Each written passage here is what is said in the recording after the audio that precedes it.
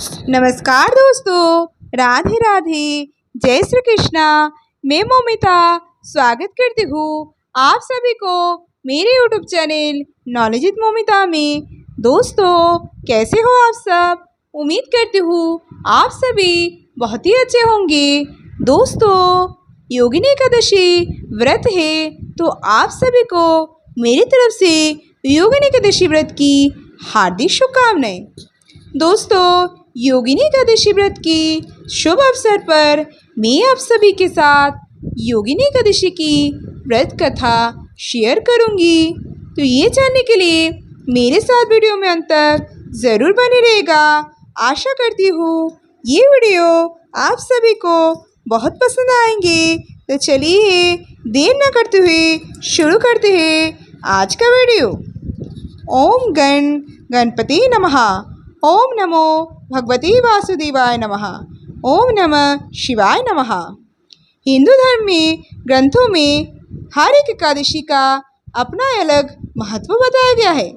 इन्हीं अलग अलग विशेषताओं के कारण इनके नाम भी भिन्न भिन्न रखे गए हैं। प्रत्येक वर्ष में 24 एकादशियाँ होती है। मल मास की एकादशियों को मिलाकर इनकी संख्या 26 हो जाती है। इन्हीं एकादशी में से एक एकादशी आषाढ़ माह के कृष्ण पक्ष की एकादशी है, जिसे योगिनी एकादशी कहते हैं। योगिनी एकादशी का उपवास रखने से समस्त पापों का नाश होते हैं तथा इस लोक में भोग और परलोक में मुक्ति मिलती है। आइए बात करते हैं योगिनी एकादशी की व्रत कथा के बारे में। महाभारत काल की बात है। एक बार धर्मराज युधिष्ठिर ने भगवान श्री कृष्ण से कहा, हे त्रिलोकीनाथ, मैंने ज्येष्ठ माह की शुक्ल पक्ष की निर्जला एकादशी की कथा सुनी। अब आप कृपा करके आषाढ़ माह की कृष्ण पक्ष की एकादशी की कथा सुनाइए। इस एकादशी के नाम तथा महत्व क्या है, सो आप मुझे विस्तार पूर्वक बताइए। श्री कृष्ण ने कहा, हे पांडुपुत्र, आषाढ़ माह की कृष्ण पक्ष की एकादशी का नाम योगिनी एकादशी है। इस व्रत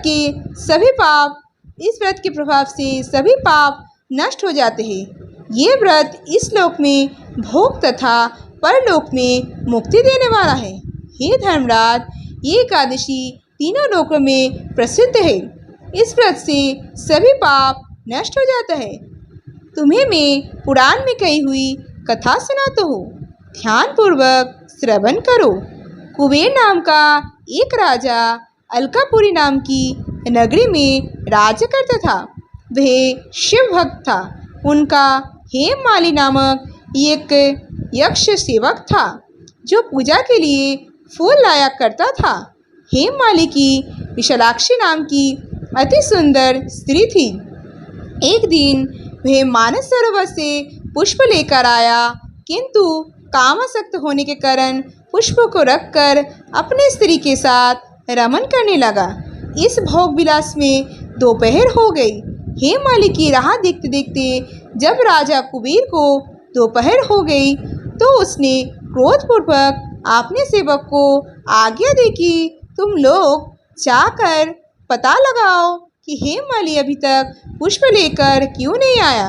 जब सेवक ने उसका पता लगा लिया तो राजा के पास आकर बताया, हे राजन, वे हेममाली अपनी स्त्री के साथ रमन कर रहा है। बातों को सुन राजा कुबेर ने हेममाली को बुलाने की आज्ञा दी। डर से कांपता हुआ हेममाली राजा के सामने उपस्थित हुआ। उसे देखकर कुबेर को अत्यंत क्रोध आया और उसके होंठ फड़फड़ाने लगे। राजा ने कहा, अरे अधम, तूने मेरे परम पूजनीय देव देवी को भगवान शिव जी का अपमान किया है। तुम मेरे परम पूजनीय देवों का भी देव भगवान शिव जी का अपमान किया है।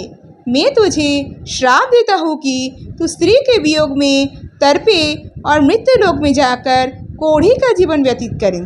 कुबेर के श्राप से वह तत्क्षण स्वर्ग से पृथ्वी पर आ गिरा और कौड़ी हो गया।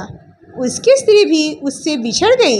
मृत्यु लोक में आकर उसने अनेक भयंकर कष्ट भोगे, किंतु शिव की कृपा से उसकी बुद्धि मलिन न हुई और उसे पूर्व जन्म की भी शुद्ध रही।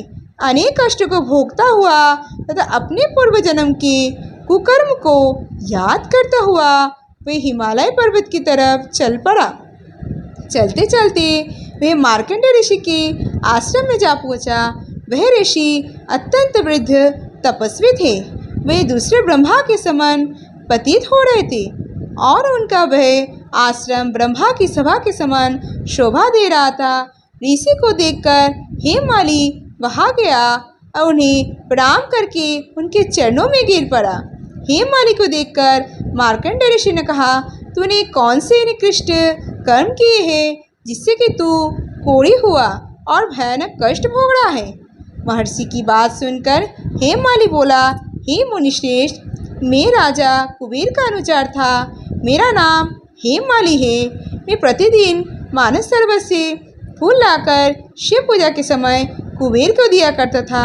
एक दिन पत्नी सहवास के सुख में फंस जाने के कारण मुझे समय का ज्ञान ही नहीं रहा और दोपहर तक पुष्पना पहुंच सका। तब उन्होंने मुझे श्राप दिया कि तू अपनी स्त्री का वियोग और मृत्यु लोक में जाकर कोढ़ी बनकर दुख भोग। इस कारण मैं कोढ़ी हो गया हूँ तथा पृथ्वी पर आकर भयंकर कष्ट भोग रहा हूँ। अतः कृपा करके आप कोई ऐसा उपाय बतलाइए जिससे मेरी मुक्ति हो। मार्कंडेय ऋषि ने कहा, हे हेममाली, तूने मेरे सम्मुख सत्य वचन कहे हैं, इसलिए मैं तेरे उद्धार के लिए एक व्रत बताता हूँ। यदि तू आषाढ़ माह के कृष्ण पक्ष की योगिनी नामक एकादशी का विधान पूर्वक व्रत करेगा तो तेरे सभी पाप नष्ट हो जाएंगे। महर्षि के वचन सुन हेममाली अति प्रसन्न हुआ और उनके वचनों के अनुसार योगिनी एकादशी का विधान पूर्वक व्रत करने लगा। इस व्रत के प्रभाव से अपने पुराने स्वरूप में आ गया और अपने स्त्री के साथ सुखपूर्वक रहने लगा। भगवान श्री कृष्ण ने कहा, हे राजन, इस योगिनी एकादशी की कथा का फल 88,000 ब्राह्मणों को भोजन कराने के बराबर है। इस व्रत के प्रभाव से सभी पाप नष्ट हो जाते हैं और अंत में मोक्ष प्राप्त करके प्राणी स्वर्ग का अधिकारी बनते हैं। राधे राधे। जय श्री कृष्णा, जय श्री हरि विष्णु, जय माता लक्ष्मी, जय गणपति बाप्पा। तो दोस्तों, योगिनी एकादशी की व्रत कथा आज यहीं पर समाप्त हुआ। दोस्तों, कैसे लगे आप सभी को आज का वीडियो मुझे कमेंट करके ज़रूर बताइएगा। वीडियो अगर अच्छी लगी हो तो वीडियो को जैसे सदा लाइक और शेयर ज़रूर कीजिएगा। ऐसे और वीडियोस पाने के लिए मेरे चैनल नॉलेज विद मोमिता को ज़रूर सब्सक्राइब कीजिएगा। सब्सक्राइब के बगल में बेल आइकन दबाना मत भूलिएगा ताकि नए नए वीडियो की नोटिफिकेशन जल्द से जल्द मिल जाए। आप मुझे फेसबुक और इंस्टाग्राम में फॉलो कर सकते हैं। मेरे Facebook Instagram link description box में दिया गया है, आप चाहे तो चेक कर सकते हैं। आज के लिए इतना ही। मैं मिलूँगी नेक्स्ट वीडियो में। तब तक के लिए tata bye. Thanks for watching. Radhe Radhe. जय श्री कृष्णा।